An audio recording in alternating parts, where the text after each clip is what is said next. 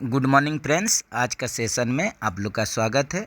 आज हम लोग Chakradharpur division south Eastern railway technician 3 CNW examination sample question paper solve करेंगे। तो जो भी फ्रेंड्स अभी तक नहीं जोड़े हैं, जल्द से जल्द चैनल के साथ जुड़ जाइए। वीडियो को लास्ट तक देखिए ताकि आप लोग बढ़िया से समझ पाएंगे। तो चलिए डायरेक्ट क्वेश्चन में चलते हैं और सॉल्व करने का कोशिश करते हैं।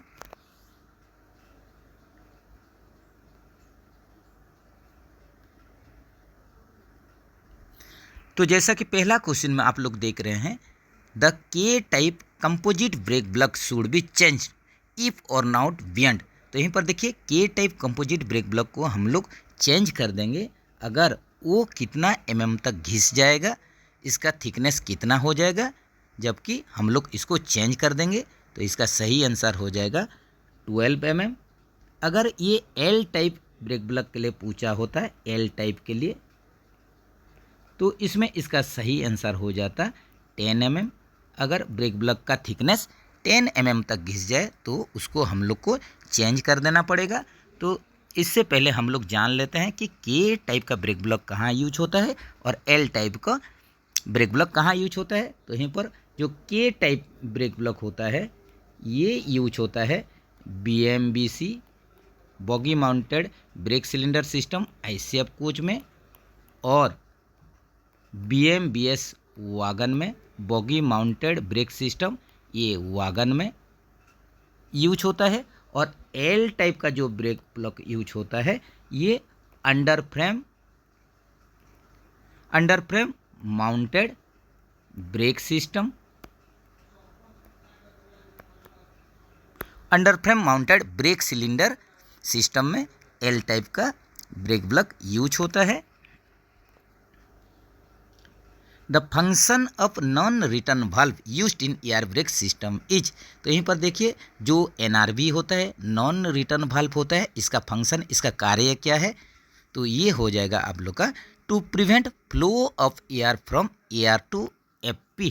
तो यहीं पर आप लोग का जो सही आंसर हो जाएगा to prevent flow of air from air to FP। तो ये क्या करता है, जो ऑक्सिलरी रिजर्वर से FP तरफ को एयर फ्लो जो होता है इसको रोकता है। तो इसके बारे में भी थोड़ा देख लीजिए। ये जैसे कि ये पकड़ लीजिए, मेन FP लाइन है, इससे आप लोग का ब्रांच होगा। तो यहीं पर एक आइसोलेटिंग कॉक रहेगा, इसके बाद डार्ट कलेक्टर रहेगा, इसके बाद NRV रहेगा, इसके बाद आप लोग का रहेगा एयर टैंक रहेगा, ऑक्सिलरी रिजर्वर टैंक रहेगा। तो एयर का फ्लो आप लोग का FP लाइन होके आप लोग का NRV होके ऑक्सिलरी रिजर्वर के साइड में जाएगा, लेकिन ये ऑक्सिलरी रिजर्वर से फिर NRV होके ये बैक फ्लो होने देगा नहीं। यही NRV का नॉन रिटर्न वाल्व का काम होता है। What is the drop in brake pipe pressure during sensitivity test with SCTR। तो यहीं पर देखिए SCTR, इसका फुल फॉर्म जान लीजिए, सिंगल कार टेस्ट रिग होता है। SCRT नहीं, SCTR होना चाहिए था। तो यहीं पर आप लोग का सिंगल कार टेस्ट रिग होता है, जो एक सिंगल आप लोग का कार या कोच का एयर ब्रेक टेस्टिंग करते हैं। तो यहाँ सेंसिटिविटी टेस्ट बोला है, तो ये कितना हो जाएगा, सेंसिटिविटी टेस्ट जो होता है ये 0.6 kg पर centimetre square BP pressure drop करेंगे। कितना टाइम के लिए, 6 सेकंड के लिए। तो इसमें ब्रेक लग जाना चाहिए, ब्रेक शुड अप्लाई।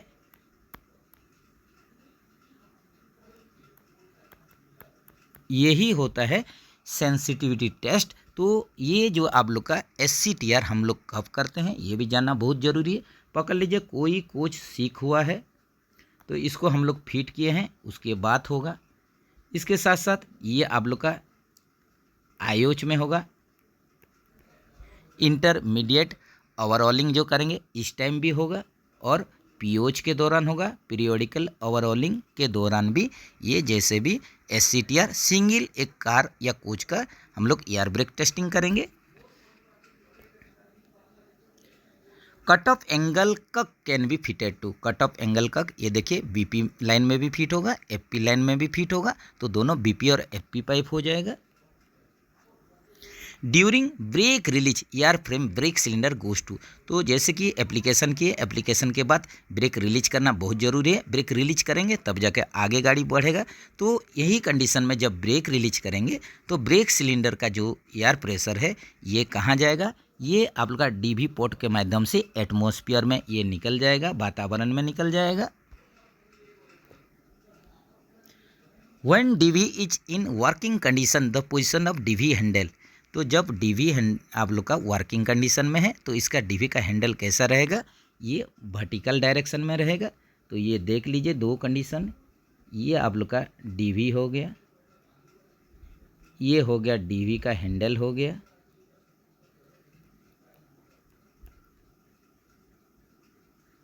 तो जब वर्किंग कंडीशन में रहेगा ये वर्टिकल डायरेक्शन में रहेगा DV का हैंडल। जब आइसोलेट कंडीशन में रहेगा ये हो गया आइसोलेट कंडीशन, तो ये DV और ये DV का हैंडल देख लीजिए, ये DV का हैंडल ये कैसा रह रहा है, ये रह रहा है आप लोग का हॉरिजेंटल डायरेक्शन में। तो ये कंडीशन में ये आइसोलेट हो जाएगा। तो दोनों कंडीशन देख लीजिए, वर्टिकल होने से वर्किंग रहेगा और हॉरिजॉन्टल रहेगा DV का हैंडल, तो ये आप लोग का आइसोलेट कंडीशन होगा। Dart collector should be cleaned with in, तो यहीं पर देखिए, यहीं पर आप लोग डार्ट कलेक्टर कब साफ करेंगे, तो यहीं पर अगर आप लोग का कोचिंग का केस हो रहा है तो यहीं पर डार्ट कलेक्टर जो साफ करेंगे ये A शेड्यूल में भी करेंगे, B शेड्यूल में करेंगे, इंटरमीडिएट ओवरऑलिंग में करेंगे, और पीओच के दौरान अगर चेंज करना लायक होगा तो उसको फुल्ली चेंज होगा। और उसको बाद आप लोग का ये नया ही सिस्टम, आप लोग का नया ही डार्ट कलेक्टर बैठा दिया जाता है। इसलिए सही आंसर ये आप लोग का डार्ट कलेक्टर का क्लीनिंग का टाइमिंग होता है, A शेड्यूल के दौरान करना है, B शेड्यूल के दौरान करना है, और आयुष के दौरान भी इसको आप लोग को क्लीन करना है, और पीओच के दौरान तो जैसे भी आप लोग का नया इंस्टॉल होगा। तो ऑप्शन देख लेते हैं, ये आप लोग का option at the time of Ayush, at the time of A schedule, at the time of B schedule, ये आप लोग का आंसर हो जाएगा। तो इसके बारे में भी आप लोग कमेंट सेक्शन में सही आंसर जरूर बताइए। In air brake system brake should apply when the rate of drop of air pressure in BP is, तो यहीं पर देखिए एयर ब्रेक सिस्टम में ब्रेक अप्लाई होगा तो किस दर से अगर BP प्रेशर ड्रॉप होगा तब जाके ब्रेक लगेगा। तो इसका सही आंसर क्या हो जाएगा, यहीं पर देख लीजिए, जो कि आप लोग का ऑप्शन A में है, 0.6 kg/cm² BP प्रेशर ड्रॉप होगा, ये 6 सेकंड के लिए, जैसे कि बताया गया था सेंसिटिविटी टेस्ट के माध्यम से। In air brake system brake should not apply when the rate of drop of air pressure in BP is, तो यहीं पर ये प्रकार सिस्टम को हम लोग इन सेंसिटिविटी टेस्ट बोलेंगे, इसको बोलेंगे इन सेंसिटिविटी टेस्ट बोलेंगे। तो इसमें क्या होता है, BP प्रेशर हम लोग ड्रॉप करेंगे 0.3 kg/cm² BP प्रेशर ड्रॉप करेंगे, वो भी 60 सेकंड के लिए, जिसमें brake should not apply, brake नहीं लगना चाहिए।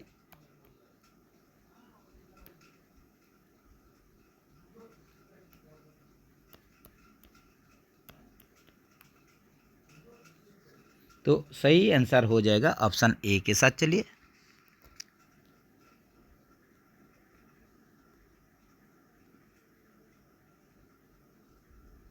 नेक्स्ट चलते हैं।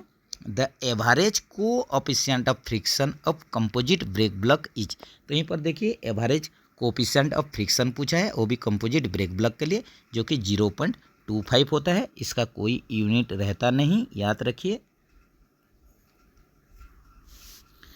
What is the function of SAB, slag adjuster barrel का फंक्शन पूछ रहा है। तो ये क्या करता है, आप लोग का जो चक्का और ब्रेक ब्लक का बीच में जो क्लियरेंस रहेगा, जो गैप रहेगा, उसको ही मेंटेन करता है। तो ऐसा ऑप्शन देख लीजिए, ऑप्शन सी में है to maintain the slack between brake block and wheel tread. तो व्हील ट्रेड और ब्रेक ब्लॉक का बीच में जो स्लैग रहेगा, गैप रहेगा, उसी को ही SAB slack adjuster barrel maintain करता है।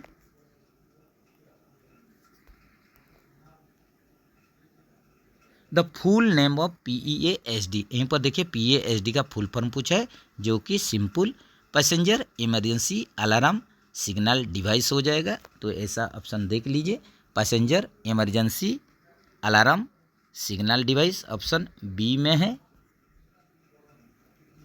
The full name of PEAV का फुल फॉर्म पूछा है, पैसेंजर इमरजेंसी अलार्म वाल्व होता है। तो ये ऑप्शन सी में है, passenger emergency alarm valve. Beyond which temperature is the axle box considered hot axle in coaching stock. Coaching stock का केस में हॉट एक्सेल बॉक्स जो होता है, ये कितना टेम्परेचर होने से बोलेंगे, तो इसको हम लोग 80 डिग्री सेंटीग्रेड या उससे ज़्यादा हो जाता है तो ये कंडीशन को हम लोग हॉट एक्सेल बॉक्स टेम्परेचर बोलेंगे, ऑप्शन सी में है। और ये वागन का केस में या गुड्स का केस में ये कितना होता है, 90 डिग्री सेंटीग्रेड। तो आजकल आप लोग का जो इंफ्रारेड जो थर्मोमीटर, जिसके माध्यम से हम लोग एक्सेल बॉक्स बियरिंग का टेम्परेचर लेते हैं, डिजिटल वाला आ ही गया है। तो सब डिपो में भी मैक्सिमम आ ही गया है। तो इसमें आप लोग डाटा लेने के साथ साथ उसको रिकॉर्डिंग करके सेव भी कर सकते हैं।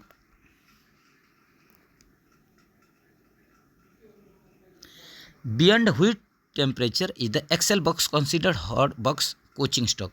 अच्छा, वही क्वेश्चन है, सेम क्वेश्चन है, जो कि 80 डिग्री सेंटीग्रेड और आप लोग का 90 डिग्री सेंटीग्रेड गुड्स वागन के लिए।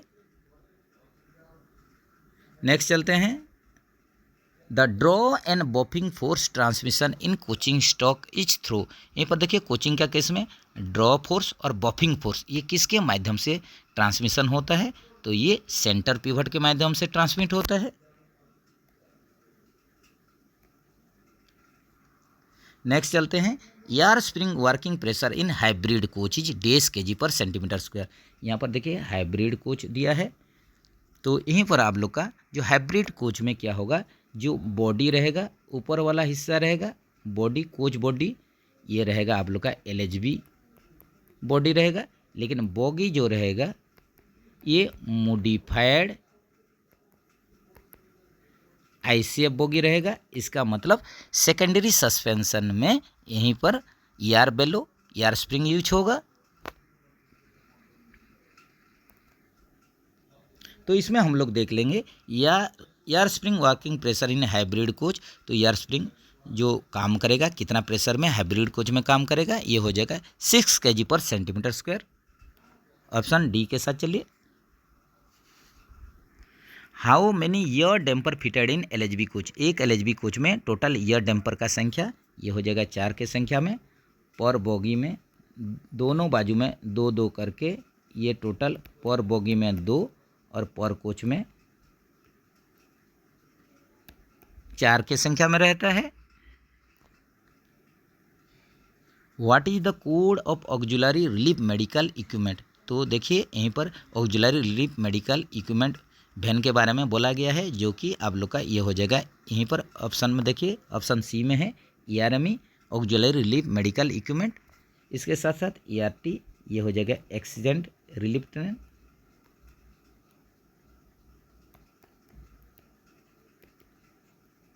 Accident relief train ERT, ERM का ये हो जाएगा सेकंड, ERM का देख लीजिए ये हो जाएगा area railway manager.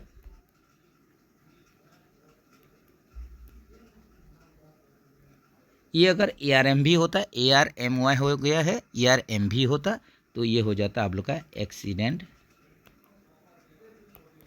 Relief medical van, ये हो जाता accident relief medical equipment van हो जाता है ARM भी।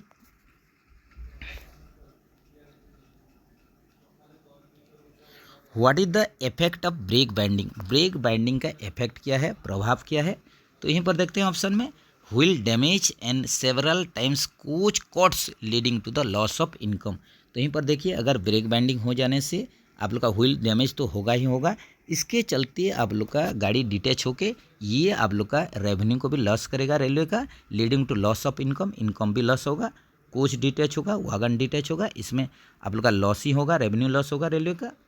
ये एकदम करेक्ट है। बैड राइडिंग क्वालिटी, तो जैसे आप लोग का ब्रेक बैंडिंग हुआ, इसके चलते आप लोग का ये आप लोग का बैड राइडिंग क्वालिटी देगा। क्यों बोलने से, इसके चलते आप लोग का चक्का खराब होगा। तो जैसे रेल का ऊपर ये आप लोग का चलेगा तो ये इसका जो इम्पैक्ट होगा ये हैवी इम्पैक्ट होके आप लोग का जो सस्पेंशन क्वालिटी में ये प्रभाव डालेगा, इसका इफेक्ट डालेगा, इसके चलते बैड राइडिंग क्वालिटी मिलेगा, ये भी सही है। Deterioration of parts like roller bearing spring, इसके चलते आप लोग का डिटोरिएशन होगा, क्या रोलर बियरिंग स्प्रिंग खराब हो जाएगा, तो ये भी एकदम सही है। तो ये ऑल ऑफ दी एबव हो जाएगा। मीनिंग ऑफ एसीपी, एसीपी का मीनिंग होता है क्या, alarm chain pulling, option C में है।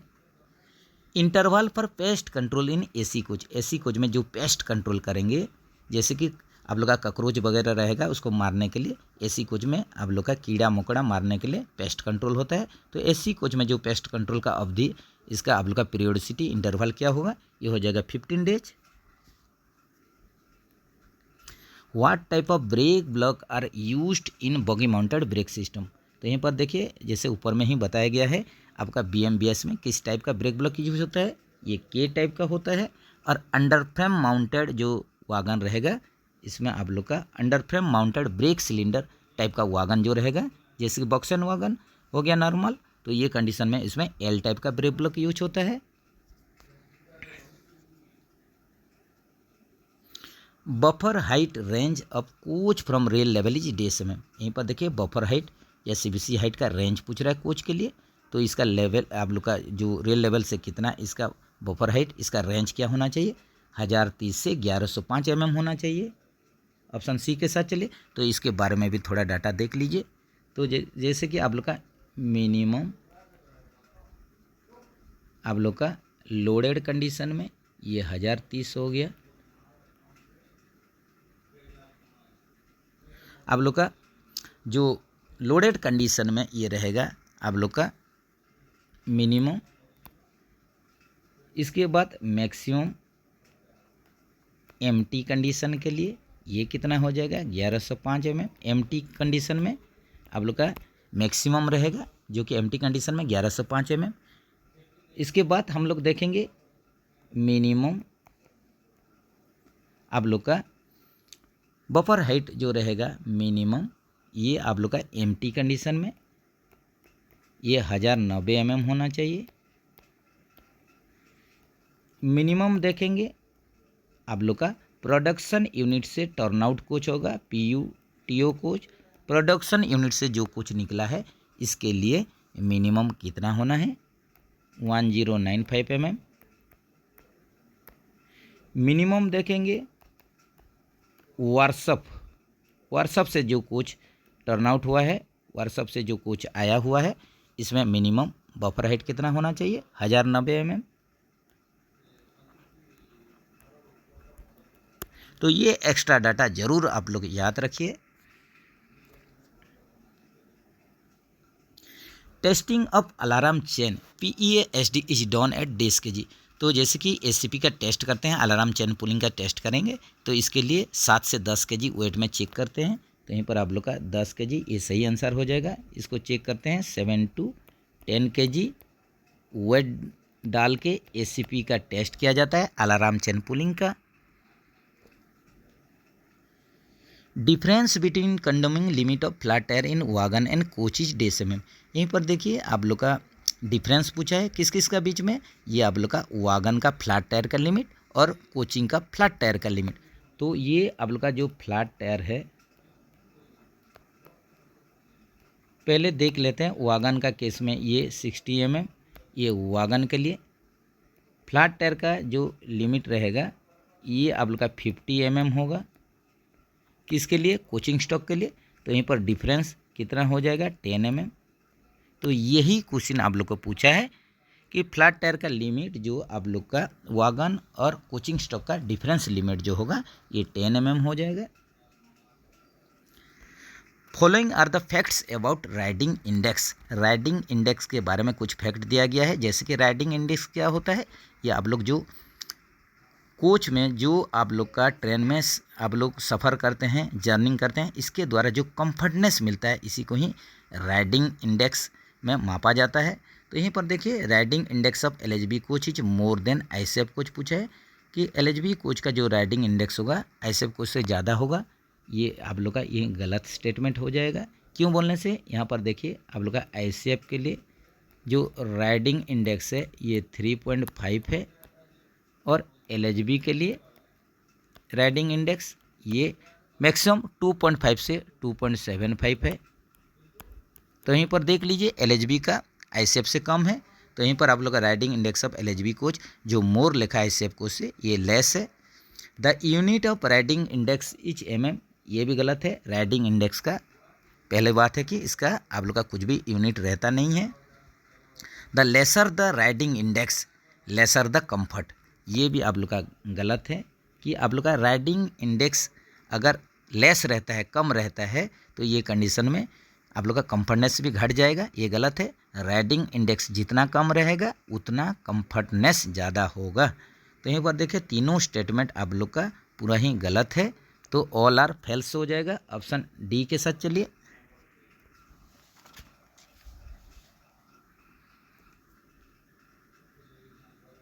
The periodicity maintenance schedule of LHB coaches is given as follows. तो यहीं पर देखिए पीरियोडिसिटी दे दिया है, इंटरवल दे दिया है मेंटेनेंस का जो एलएचबी कोच का जो शेड्यूल रहता है। तो यहीं पर देखिए D3 शेड्यूल पहले देखेंगे। D3 शेड्यूल जो है ये देखिए 180 डेज ±15 डेज, ये एकदम करेक्ट स्टेटमेंट है, ट्रू स्टेटमेंट है। SS1 schedule ±18 month 30 days 9 lakh kilometre earn हुई एवर एर्लियर, तो ये गलत है। SS1 पे हम लोग देख लेते हैं। SS1 का जो होता है इसका जो मेंटेनेंस शेड्यूल का जो टाइमिंग होता है, इंटरवल होता है, ये हो जाएगा 1.5 ईयर या 18 मंथ जिसको बोलते हैं, या 6 लाख किलोमीटर जो भी पहले होगा। तो यहीं पर ये स्टेटमेंट आप लोग का सेकंड स्टेटमेंट गलत है। थर्ड स्टेटमेंट देखेंगे SS2 schedule 2 years 12 lakh kilometre which ever earlier, ये भी गलत है। तो SS2 कितना होता है ये बार बार बताया गया है, आपको याद होगा, 3 साल या 36 मंथ या 12 लाख किलोमीटर जो भी पहले होगा। सॉरी फ्रेंड्स, तो इसमें आप लोग का ये भी स्टेटमेंट आप लोग का गलत है। सेकंड स्टेटमेंट भी गलत है, थर्ड स्टेटमेंट भी गलत है, सेकंड स्टेटमेंट भी गलत है। नेक्स्ट चलते हैं SS3 शेड्यूल 6 ईयर या 24 lakh kilometre which ever is earlier, तो ये सही है। SS3 ये हो जाएगा आप लोग का 6 ईयर्स या 72 मंथ या 24 लाख किलोमीटर जो भी पहले होगा। तो ये थर्ड आप लोग का चौथा वाला स्टेटमेंट जो है ये राइट है, और पहला जो स्टेटमेंट है ये भी सही है। तो यहीं पर देख लेते हैं आप लोग का क्या स्टेटमेंट आप लोग का सही है, क्या गलत है। तो यहीं पर पहला और चौथा स्टेटमेंट जो है ये आप लोग का एकदम सही है। तो यहीं पर ऐसा ऑप्शन देख लेते हैं। तो यहीं पर देख लेते हैं कि ये तो दोनों सही है, पहला और चौथा, लेकिन दूसरा और तीसरा गलत है। तो ऐसा ऑप्शन देखते हैं। यहीं पर देखिए कि ऑप्शन डी में दिया हुआ है सेकंड और थर्ड स्टेटमेंट जो है गलत है, ये सही हो जाएगा।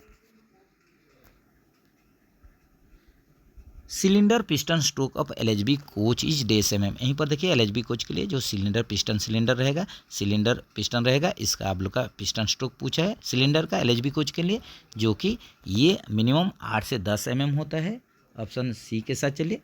ये आप लोग का मिनिमम और आप लोग के लिए मैक्सिमम पूछा होता तो ये 21 mm होता, तो इसको भी आप लोग याद रखिए।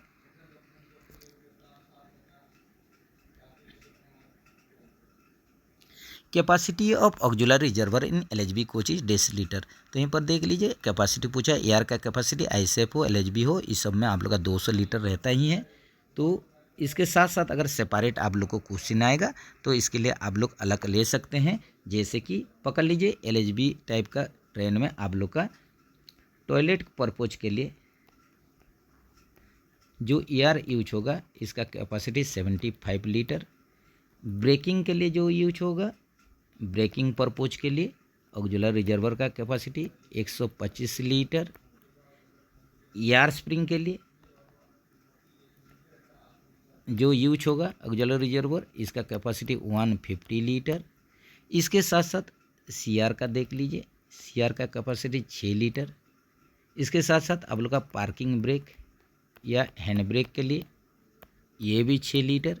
इसके साथ साथ जो एडिशनल इनबिल्ट एयर रहेगा एयर स्प्रिंग के साथ ये हो जाएगा आप लोग का 60 लीटर। तो ये भी ज़रूर आप लोग याद रखें। There are dash shock observers are in FIAT bogie. एक फियाट बोगी में कितना डैम्पर्स या शॉक ऑब्जर्वर होता है?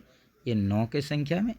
जैसे कि प्राइमरी वर्टिकल डैम्पर ये 4 के संख्या में, सेकेंडरी वर्टिकल डैम्पर 2 के संख्या में, यह डैम्पर हो गया 2 के संख्या में, और लेटरल डैम्पर जो होगा ये 1 की संख्या में, सेकेंडरी लेटरल डैम्पर। तो ऐसे पर बोगी, ये पर बोगी का स्पेसिफिकेशन है जो कि 9 के संख्या में, और पर कोच में डबल कर दीजिए ये 18 के संख्या में। Condemning wheel diameter of FIAT bogie is dash M. यहीं पर देखिए कंडेमनिंग व्हील डायमीटर पूछा है, फियाट बोगी एलएचबी कोच में यूज होता है। तो ये यहीं पर ऑप्शन के अनुसार ये 855 mm हो जाएगा। तो इसके बारे में भी डाटा देख लीजिए। नया कंडीशन में एलएचबी कोच का व्हील का diameter 915 mm। Last shop issue size जो वर्कशॉप जो चक्का छोड़ेगा ये आप लोग का मिनिमम कितना इसको छोड़ना है? इसको छोड़ना है 862 mm। इसके बाद कंडमनिंग लिमिट देखेंगे। 2 प्रकार का कंडमनिंग लिमिट चक्का रहेगा एलएचबी टाइप में। तो ये हो जाएगा 855 mm। ये किस में रहेगा? जो एलएचबी व्हील का web thickness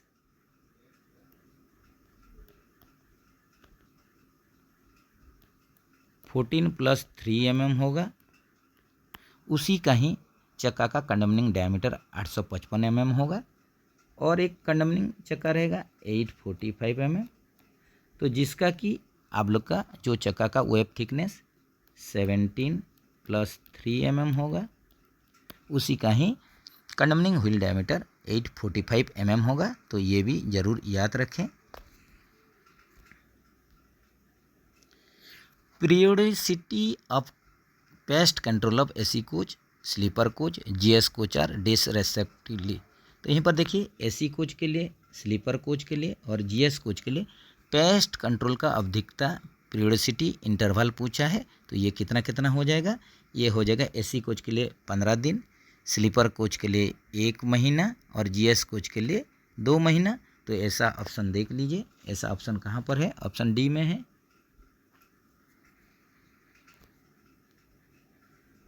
following facts are about brake accelerator. Brake accelerator के बारे में बताया गया है।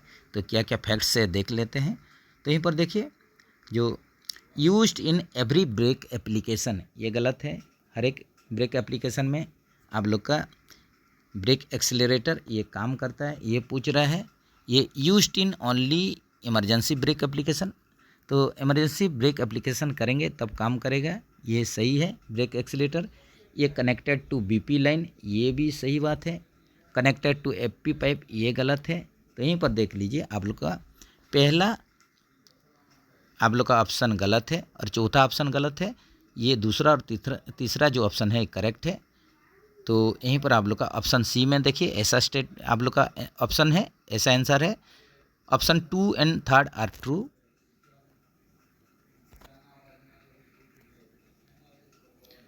Following facts are about dump valve. तो डंप वाल्व के बारे में कुछ देखिए स्टेटमेंट दिया गया है, तो यहाँ पर देख लेते हैं। Used only in D braking, ये गलत है। Used in braking and D braking, ये सही है। ऑपरेट्स ऑन 110 वोल्ट AC, ये गलत है। ऑपरेट्स ऑन 110 वोल्ट DC, ये भी गलत है। तो ये आप लोग का ऑपरेट कितने में होता है, डंप वाल्व जो होता है ये ऑपरेट करता है 24 वोल्ट DC सप्लाई में, ये आप लोग का डंप वाल्व के लिए। यही अगर WSP सिस्टम होता, व्हील स्लाइड प्रोटेक्शन सिस्टम, तो इसके लिए 110 वोल्ट DC सप्लाई होता है। तो ये दोनों में कन्फ्यूजन नहीं होना है। लेकिन कुछ कुछ जगह में आप लोग का जो डंप वाल्व ऑपरेशन को 110 वोल्ट लिया जाता है, तो इसी हिसाब से आप लोग का जो आप लोग का स्टेटमेंट सेकंड और चौथा है ये सही होगा। तो यहीं पर आप लोग का ऑप्शन डी के साथ चल सकते हैं। लेकिन डंप वाल्व का ऑपरेशन जो होता है 24 वोल्ट DC में ही होता है, तो इसके बारे में भी आप लोग ज़रूर कमेंट सेक्शन में बताइए। Thickness of a new brake pad as well as condemning thickness are dash and dash. तो यहीं पर देखिए ब्रेक पैड का कंडमनिंग थिकनेस पूछ रहा है, आप लोग का नया और कंडमनिंग थिकनेस दोनों ही पूछ रहा है। न्यू ब्रेक पैड का थिकनेस और कंडमनिंग थिकनेस कितना कितना होगा, नया का 35 mm और कंडमनिंग 7 mm। ऐसा ऑप्शन देखिए ऑप्शन ए में है। Which type of CBC is used in LHB coach? LHB coach में ARS टाइप का tight luck centre buffer coupler use होता है, तो हो जाएगा S type. Compressed length of year damper, year damper होता है ये कंप्रेस्ड कंडीशन में इसका लेंथ कितना होता है, यहीं पर यही क्वेश्चन है। तो ये आप लोग का हो जाएगा 703 ± 3 mm। ये आप लोग का ईयर डैम्पर के लिए दिया हुआ है। तो यहीं पर वर्टिकल डैम्पर का, इसके बाद secondary vertical damper, primary vertical damper, lateral damper सभी का देख लेते हैं थोड़ा कंप्रेस्ड लेंथ क्या है। तो प्राइमरी वर्टिकल डैम्पर के लिए ये कितना हो जाएगा, प्राइमरी वर्टिकल डैम्पर के लिए 294 ± 3 mm। ये कंप्रेस्ड लेंथ है, compressed length. Secondary vertical damper इसके लिए देख लीजिए 395 ± 3 mm। इसके साथ साथ हम लोग देख लेंगे लेटरल डैम्पर का, तो लेटरल डैम्पर का हो जाएगा कंप्रेस्ड लेंथ 400 mm। तो ये एडिशनल जो डाटा है ज़रूर आप लोग नोट डाउन कर सकते हैं।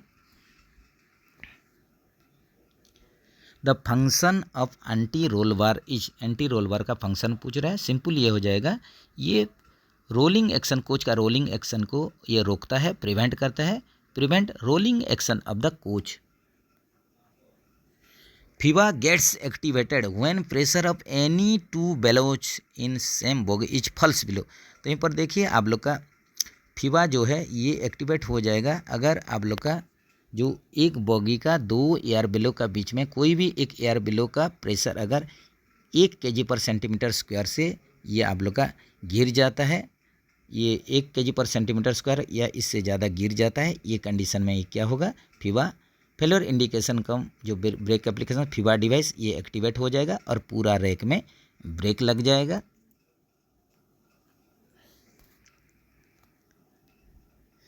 The 3 pressure acting on KE type DVR। तो 3 प्रेशर जो एक्ट करता है KE टाइप DV में, तो ये क्या क्या प्रेशर होगा, ये हो जाएगा BP, FP और CR, brake pipe, feed pipe और कंट्रोल रिजर्वर का प्रेशर ये एक्ट करता है KE टाइप DV में।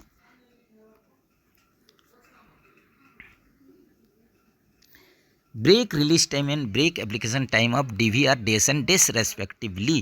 तो यहाँ पर देखिए रिलीज टाइम और एप्लीकेशन टाइम पूछा है, ब्रेक एप्लीकेशन टाइम। तो रिलीज टाइम पहले देखेंगे, उसके बाद एप्लीकेशन टाइम देखेंगे। तो ऐसा ऑप्शन देख लीजिए, ये जो आप लोग का ऑप्शन आप लोग का ये में है। तो रिलीज टाइम जो है 15 से 20 सेकेंड कोचिंग स्टॉक के लिए और 3 से 5 सेकेंड ये आप लोग का कोचिंग स्टॉक के लिए था।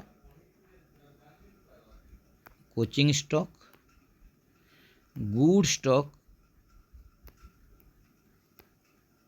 जो कि सिंगल पाइप सिस्टम में चलता है, तो इसके लिए एप्लीकेशन टाइम, ये एप्लीकेशन टाइम कितना होता है 18 से 30 सेकंड, और रिलीजिंग टाइम 45 से 60 सेकंड। तो इसको भी ज़रूर आप लोग याद रखें। Ideally the pressure of the following should be, ideally the pressure of the following should be, यहीं पर देख लेते हैं। ये अलग अलग पार्ट्स के लिए अलग अलग आप लोग का प्रेशर का लिमिट दिया है, कौन करेक्ट है कौन नहीं है देखेंगे। यहीं पर देखिए सीआर प्रेशर बोल रहा है 5 kg पर सेंटीमीटर स्क्वायर, तो यहीं पर ये करेक्ट स्टेटमेंट है। सीआर का प्रेशर 5 kg पर सेंटीमीटर स्क्वायर रहता है। एआर का प्रेशर 6 kg पर सेंटीमीटर स्क्वायर, ये भी सही है। सीआर का दिया है कंट्रोल रिजर्वर का प्रेशर 6 kg पर सेंटीमीटर स्क्वायर, ये गलत है। एआर का आप लोग का दिया है 5 kg पर सेंटीमीटर स्क्वायर, तो ये गलत है। तो यहीं पर आप लोग का ऑप्शन 1 और 2 जो है ये करेक्ट है। तो ऐसा ऑप्शन देख लीजिए, ऐसा ऑप्शन आप लोग का ए में है। ऑप्शन ए 1 और 2 are true. Reduction on BP pressure as follows, BP pressure का रिडक्शन करेंगे A9 वाल्व से, तो कैसा रेट में करेंगे। मिनिमम एप्लीकेशन ये देखिए 0.5 से 0.8 kg पर centimetre square pressure BP pressure drop कीजिए, ये हो जाएगा मिनिमम एप्लीकेशन। सर्विस एप्लीकेशन 0.8 से 1 kg पर centimetre square. Full service application 1 से 1.5 kg पर सेंटीमीटर स्क्वायर। और इमरजेंसी एप्लीकेशन जो होता है 1.5 से 3.8 kg पर सेंटीमीटर स्क्वायर, या इसको बोल सकते हैं एबव, जो भी बीपी प्रेशर ड्रॉप करेंगे एबव 1.5 kg पर सेंटीमीटर स्क्वायर, इसको हम बोलेंगे इमरजेंसी एप्लीकेशन। तो यहीं पर सभी जो स्टेटमेंट है ये करेक्ट है, तो क्या हो जाएगा ऑल आर ट्रू हो जाएगा। ऑप्शन देख लीजिए, यहीं पर ऑप्शन सी के साथ चलिए। What is the meaning of www, तो देखिए जैसे भी आप लोग सर्च करते हैं तब भी कोई चीज़, तो www.com जो रहता है, ये www ये क्या है, ये हो जाएगा वर्ल्ड वाइड वेब, इसका फुल फॉर्म होता है। जैसे कि सब कोई सर्च करते हुए गूगल में ये दिखाता होगा वर्ल्ड वाइड वेब। नेक्स्ट चलते हैं, इन which form data is saved in computer, computer में किस फॉर्म में डाटा तो सेव होता है, तो ये बाइनरी सिस्टम में होता है। जैसे कि बाइनरी सिस्टम में 0 और 1 ये दोनों डिजिट यूज होता है बाइनरी सिस्टम में। रेल स्प्रिंग कारखाना लोकेटेड एट, रेल स्प्रिंग्स आप लोग का रेल स्प्रिंग कारखाना कहाँ पर है, तो ये आप लोग का सिथौली ग्वालियर मध्य प्रदेश में है। तो आंसर ऑप्शन ए के साथ चलिए। If investigation case have been initiated against railway employee under discipline and affair rule and before the case is resolved the railway employee dies, what will be happen to him. यदि अनुशासन और appeal नियमों के तहत किसी railway कर्मचारी के खिलाफ जांच मामले शुरू किए गए हैं और मामले के समाधान से पहले रेलवे कर्मचारी की मृत्यु हो जाती है, तो उसी केस में क्या होना चाहिए, तो इसी केस में इमीडिएटली उसका जो आप लोग का डीएनडीए केस है उसको बंद किया जाता है, तो विल बी डिसकंटिन्यूड हो जाएगा। इसको कंटिन्यू नहीं करना है, वहीं पर ही उसको स्टॉप कर देना है।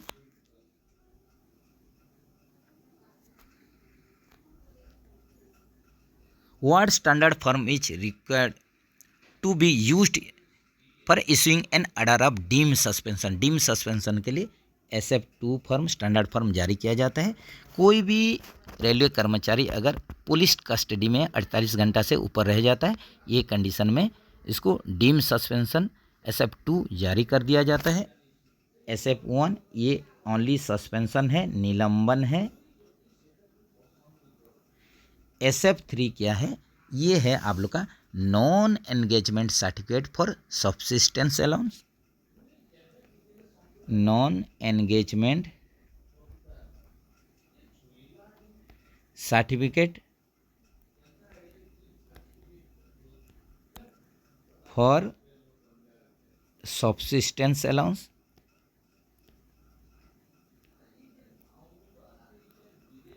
ये क्या होता है? ये होता है गैर नियुक्ति प्रमाण पत्र निर्वाह भत्ता के लिए।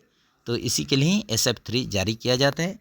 SF4 जो होता है ये revocation from suspension.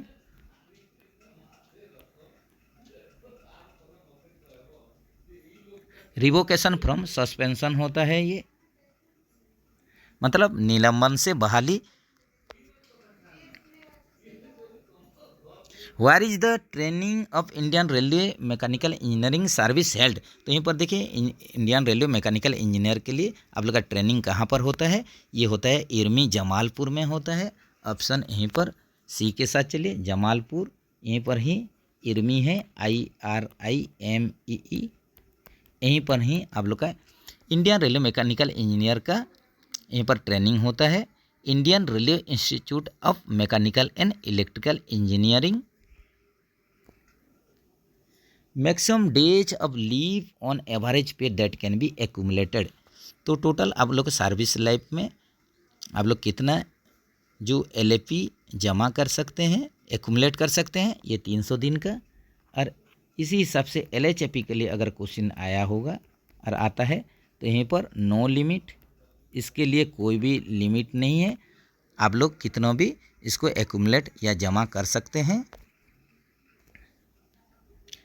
How do we call a platform which is surrounded by rail lines. तो कोई ऐसा एक प्लेटफॉर्म है जिसको चारों तरफ से रेल लाइन घेरा हुआ है, इस तरीके का आप लोग का प्लेटफॉर्म को क्या बोलेंगे? तो इसको बोलेंगे आइसलैंड प्लेटफॉर्म। ऑप्शन बी के साथ चलिए। Railway staff college is located at. तो यहीं पर देखिए जो आप लोग का RSC, इसका आप लोग का full form railway staff college, ये कहाँ पर है? ये आप लोग का बड़ोदरा, ये गुजरात में है, जहाँ पर ऑफिसर लोग का ट्रेनिंग होता है। तो रेलवे स्टाफ कॉलेज जिसका कि अभी नाम चेंज कर दिया गया है, इसका नाम अभी हो गया है NAIR, नेशनल एकेडमी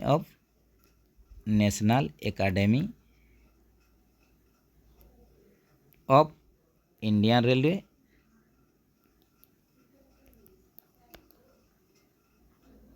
यही अभी आप लोग का ग्रुप बी का एग्ज़ाम ये सब कंडक्ट करवाता है NAIR, जिसका कि पुराना नाम RSC था, रेलवे स्टाफ कॉलेज था। ये बड़ोदरा गुजरात में स्थित है।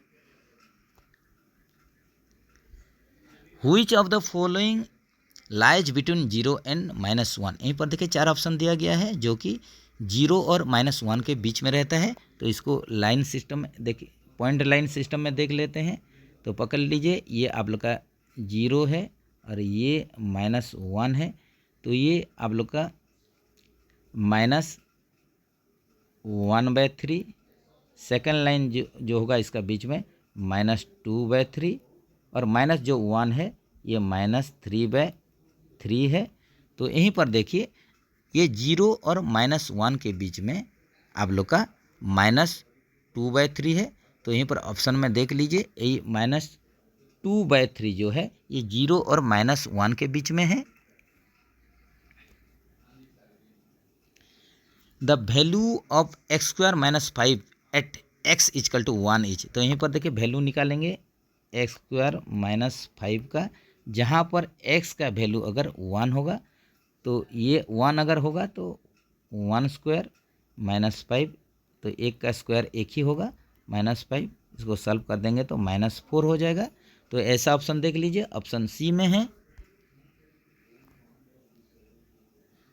How old